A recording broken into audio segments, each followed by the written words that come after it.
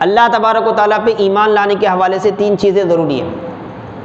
ایک اللہ کی ذات پر ایمان لانا، اور دوسرا جو ہے اللہ کے لیے تمام صفات کمال کو ثابت کرنا، تیسرا جو ہے اللہ سے تمام صفات عیب کو زائل کرنا، دور کرنا، صفات سلبیہ کی نفی کرنا.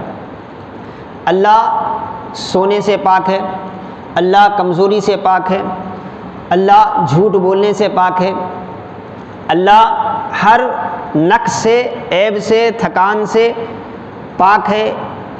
اللہ کے جیسا کوئی نہیں ہے، کوئی اللہ کے جیسا نہیں ہے، اللہ کسی کے جیسا نہیں ہے. اللہ کسی کا باپ بننے سے پاک ہے، اللہ کسی کا بیٹا بننے سے پاک ہے.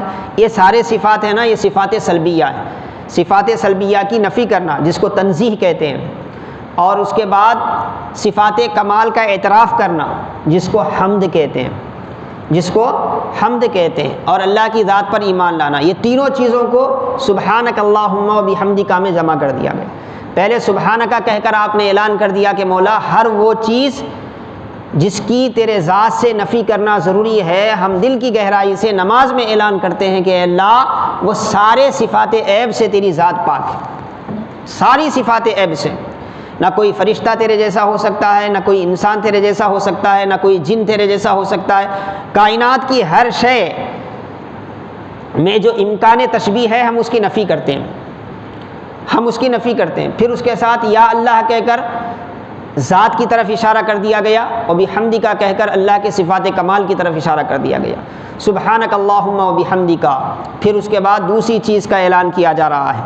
جیسے اللہ کی ذات برکت والی ہے، ویسے ہی اللہ کا نام بھی برکت والا ہے. فرمایا وتبارک اسمک، اے اللہ تیرا نام بڑی برکت والا ہے.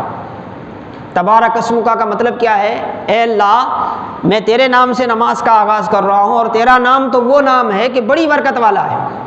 تبارک اسمک، ساری برکتیں اسی نام کے ساتھ ہیں، ساری برکتیں. اسی لیے قرآن جیسی برکت والی چیز کا آغاز بھی بسم اللہ الرحمن الرحیم سے کروایا گیا. ہر نیک کام کے آغاز کے لیے حکم دیا گیا کہ بسم اللہ سے کیا ہے، آپ ہر نیک کام کا آغاز کرو. کیوں؟ کیونکہ اللہ تبارک و تعالیٰ کا نام بڑی برکت والا ہے. اس نام سے جس کام کا آغاز ہوتا ہے اس میں بھی برکت آ جاتی ہے. اس نام سے جس کام کا آغاز ہوتا ہے اس میں بھی برکت آتی ہے. آپ دیکھیں رسول اللہ صلی اللہ علیہ وسلم نے کیا کیا تعلیم فرمائی ہمارے لیے. نماز ایسی ہی نماز نہیں ہے، نماز کے ایک ایک جز میں بے انتہا دنیا و آخرت کی برکتیں ہمارے لیے کیا ہے، سموئی گئی ہیں. اسی لیے تو آقا نے فرمایا قرۃ عینی فی الصلاۃ، فرمایا میری آنکھوں کی ٹھنڈک نماز میں ہے. ایک نماز آغاز کر کے ایک نماز کا اختتام بندہ کرتا ہے، اس کی ساری کیفیتوں سے فیض اگر پاتا ہے تو معمولی برکتیں اسے نہیں ملتی. دنیا و آخرت کی بے شمار برکتوں سے وہ مالا مال ہو کر کیا ہے، نماز سے باہر جاتا ہے. اسی لیے اللہ نے فرمایا، جب موسیٰ علیہ السلام نے مناجات کر کے فرمایا کہ مولا تیرا ذکر میں کس انداز سے کروں، تو اللہ نے فرمایا اقیم الصلاۃ لذکری، موسیٰ میری یاد کے لیے نماز کو قائم کرو. کیونکہ نماز آغاز سے لے کر اختتام تک مجسمہ ذکر کا نام ہے. ایسا ذکر ہے کہ اس کے ایک ایک جز میں، ایک ایک ادا میں، ایک ایک طریقے میں جو ہے بے شمار اللہ تبارک و تعالیٰ کی عظمتیں جلوہ گر ہے. اسی لیے اس کلمے سے کیا ہے، تم آغاز کرو. تبارک اسمک کا بے شمار برکتیں اس نام کے ساتھ ہیں. چنانچہ مفسرین نے بسم اللہ کی تفسیر میں ایک روایت نقل فرمائی، سندن ضعیف ہے مگر فضائل اعمال میں جمہور محدثین اس کو قبول کرتے ہیں. اللہ پاک نے فرمایا قسم ہے میری ذات کی، جہاں جہاں بھی میرا نام پڑھا جائے گا میں اس نام کی برکت سے اس کام کو بھی برکت والا بنا دوں گا، اس کام کو بھی برکت والا بنا دوں گا. اسی لیے اب رسول اللہ صلی اللہ علیہ وسلم کی آپ تعلیم دیکھتے جائیں، عادات و اخلاق میں ان جملوں کو یاد رکھیں. جیسے جیسے ہم سبق میں آگے بڑھیں گے، یہ پیچھے کے سبق اگر آپ کو یاد رہیں گے تو آپ کو اندازہ ہوگا کہ رسول اللہ صلی اللہ علیہ وسلم اسی نہج پر ہماری تعلیم دیں. اخلاق ہو، عادات ہوں، گفتگو ہو. ہم سلام کرتے ہیں ایک دوسرے سے، السلام علیکم. السلام علیکم میں جو پہلا کلمہ سلام جو ہے یہ بھی اللہ کا نام ہے، یہ بھی اللہ کا نام سلام ہے. ہم چھینک آ رہی ہے الحمدللہ کہہ رہے ہیں، یہ بھی اللہ کا ذکر ہے.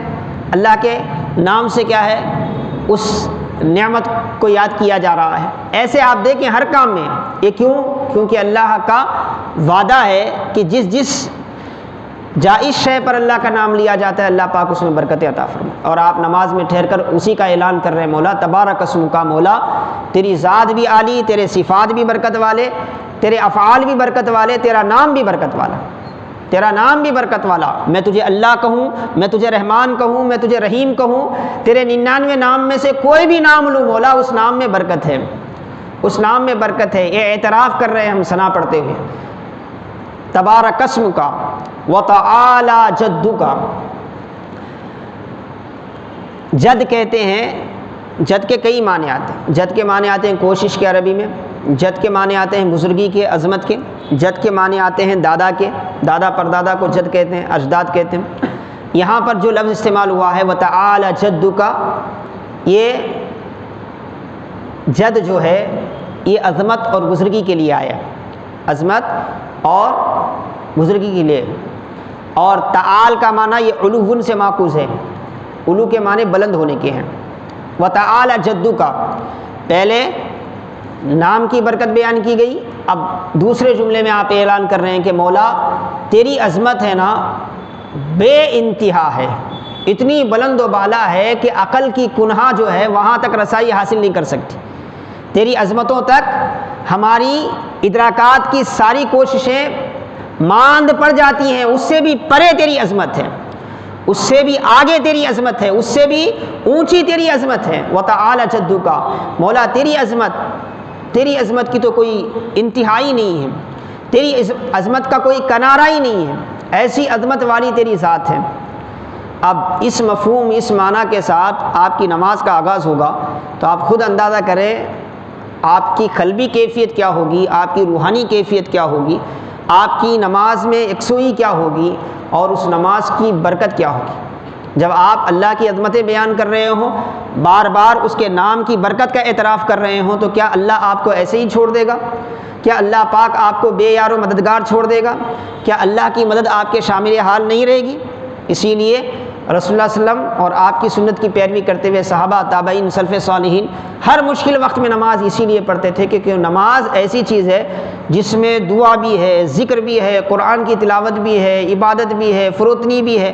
وہ ساری خوبیاں جو الگ الگ ہمیں ملتی ہیں، وہ ساری خوبیوں کو جمع کر کے اللہ پاک نے اس امت کو بطور نماز کی عطا فرمائی، بطور نماز کے۔ وتعالی جدک، اے اللہ تیرا نام بھی بڑی برکت والا اور تیری عظمت بے انتہا بلند ہے۔ وتعالی جدک ولا الہ غیرک، اور آخر میں آپ اعلان کر رہے ہیں کہ مولا میں تیری عبادت کر رہا ہوں، نماز میں آیا ہوں، ثنا پڑھ رہا ہوں، اور میرا یہ اعلان ہے کہ مولا جس طرح میں نے کلمہ پڑھ کے رسول اللہ صلی اللہ علیہ وسلم کی گواہی پر یہ گواہی دی تھی کہ تیرے سوا میرا کوئی معبود نہیں ہے، میرا کوئی خالق نہیں ہے، اب نماز میں بھی میں اعلان کر رہا ہوں ولا الہ غیرک، مولا میری نماز، میرا قیام، میرا سجدہ، میرا رکوع، میرا قرآن کا پڑھنا، میرا تسبیح کا پڑھنا، نماز کی تسبیح پڑھنا، التحیات کا پڑھنا، درود کا پڑھنا، یہ سب کچھ جو ہے وہ سب کچھ تیرے لیے ہے، کیونکہ میرا معبود تیرے سوا کوئی ہے ہی نہیں ہے،